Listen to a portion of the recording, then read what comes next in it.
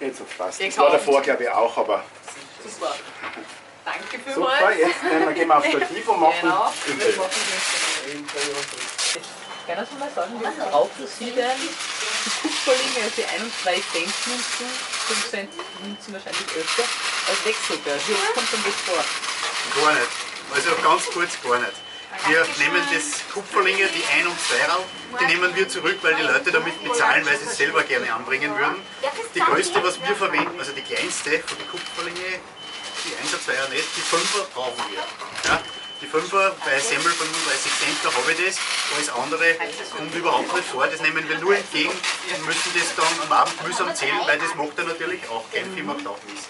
Wie viel Zeit geht da drauf, dass man sagt am Abend, man setzt sich da hin und fängt einmal an, dass man da mal durchkommt?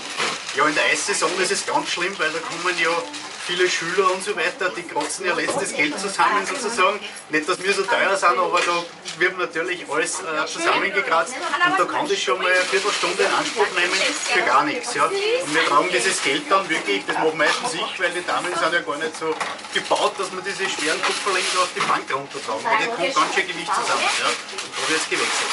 Was Sie jetzt schon vorher angesprochen haben, sozusagen die Schüler kommen und kratzen das letzte Kleingeld, sage ich mal, Kleinvieh macht auch Mist. Das ist halt so genau, ja, das sind Damen vielleicht schon Trinkgeld entgeht, kann man da sagen, vielleicht angenommen die 1 und 2 Cent Münzen wird es nicht mehr geben, dass vielleicht ein bisschen weniger beim Trinkgeld mitschneiden? Nein, das glaube ich auf gar keinen Fall, weil 1, 2 Cent Trinkgeld, ich glaube, da ist es eher zum Schämen, wenn man das gibt, als wie wenn man da was gut macht. Und beim Kaffee und so weiter, da geht es um 20, 30 Cent Trinkgeld oder auf die 50er auf die nächste oder auf den ganzen Euro. Aber die 1 und 2 Cent Stücke in dem Bereich beim Trinkgeld ist eher peinlich, würde ich sagen, was das geben würde. Aber wir haben diese Preise gar nicht und deswegen kommt das eigentlich gar nicht in, ist kein Problem. Ja. Sie haben meine nächste Frage gewesen, die Preise sozusagen, wie existent sind das im Alltag? Preise, die 1,12 € haben. Gibt es das beim Bäcker? Nein, bei uns gibt es es nicht.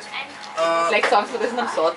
Ja. Wie schaut denn die Preispolitik beim Bäcker aus? Ich muss das überhaupt wieder. Es ist ganz einfach, wenn man halt ein Kilo Brot hernimmt, dann wird man nicht hinten eine ungerade Zahl haben mit 1 Cent zum Beispiel, weil ein halbes Kilo Brot, das kostet genau die Hälfte und was macht man dann?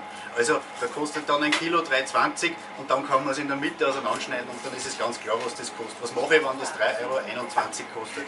Dann muss irgendeiner einen Cent, wo kommt der her oder wer bezahlt den? Also wir haben diese Sachen überhaupt nicht. So gut kann, glaube ich, kein Mensch kalkulieren, dass er auf einen Cent genau alle Waren kalkuliert. Ja. Deswegen ist das bei uns nirgendwo in keiner Preis kommt das vor. Jetzt haben wir es einmal in Zeiten der Registrierkasse 2016. Ja. Ja. Ist da sozusagen nur mehr mühsamer mit den 1 und 2 Cent als vielleicht früher war? Was ist da jetzt der Unterschied mit der Registrierkasse? Erzählen wir da ein bisschen. Naja, natürlich, wir müssen diesen ganzen Schotter müssen wir in dieser Registrierkasse unterbringen. Das Finanzamt prüft ja bei einer Prüfung genau den Kassabestand. Und jetzt haben wir dann oft eine zweite Lade oder so, wo man sagt, okay, da müssen wir die Münzen, die zählen das ganz exakt heraus. Ich kann nicht einmal sagen, ich habe das nebenbei irgendwo, weil da würde ich ja schon gleich wieder als verdächtig erscheinen. Und das werden wir sehen, was da passiert. Ja, wie gesagt, beim Eis jetzt, wenn der Sommer kommt, wird das wahrscheinlich ein ganz spannendes Thema werden. Ja. Haben Sie da schon eine Lösung, wie das wird? Nein. Ich glaube, das Finanzamt hat selber noch nicht wirklich Lösungen, wie es die ganze Registrierkassenpflicht eigentlich kontrolliert. Ja.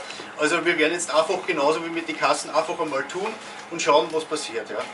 Was wird sich denn ändern, angenommen die 1 und 2 Cent Münze wird sozusagen nicht mehr existent sein oder zumindest nicht mehr, sagen wir mal, es wäre gar nicht mehr im Zahlungsverkehr? Ja, also ich kann jetzt einmal für unser Geschäft ausreden. Da würde es erhebliche Erleichterungen machen, weil allein der Unterschied zwischen der 1 und 2 Cent Münze, der ist so gering, dass die Verkäuferinnen gerade im Stoßverkehr wirklich genau schauen müssen, jetzt nicht nur da das Falsche zu bekommen. Ja? Ausgeben damals ja nicht, aber da liegt dann jede Menge Kleinkupferzeugs auf der Pudel, wie wir sagen, und dann wird das hineingeklappt und dann muss das noch in die richtige Lade hineinordnen, weil das wäre sicher eine bessere Geschichte, wenn sie schön langsam zumindest verschwinden würden. Ja?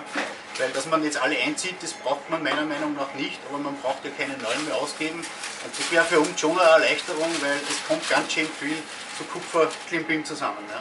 Wie kommt denn das vor, dass die Leute mit 1 und 2 Cent Münzen zahlen? Ja, tagtäglich, fast jede dritte, vierte Kundschaft bezahlen mit diesen Sachen, weil sie es wieder anbringen wollen.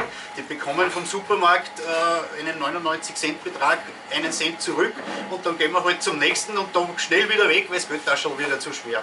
Und wir haben die dann alle. Super, ich finde, die machen das so klasse, oder? Bitte. Also ich hab's eigentlich. Nur stehen bleiben, tut es ein bisschen rennen, ich mache nur Schnittbilder. Sind das, Ja. ja, einfach miteinander.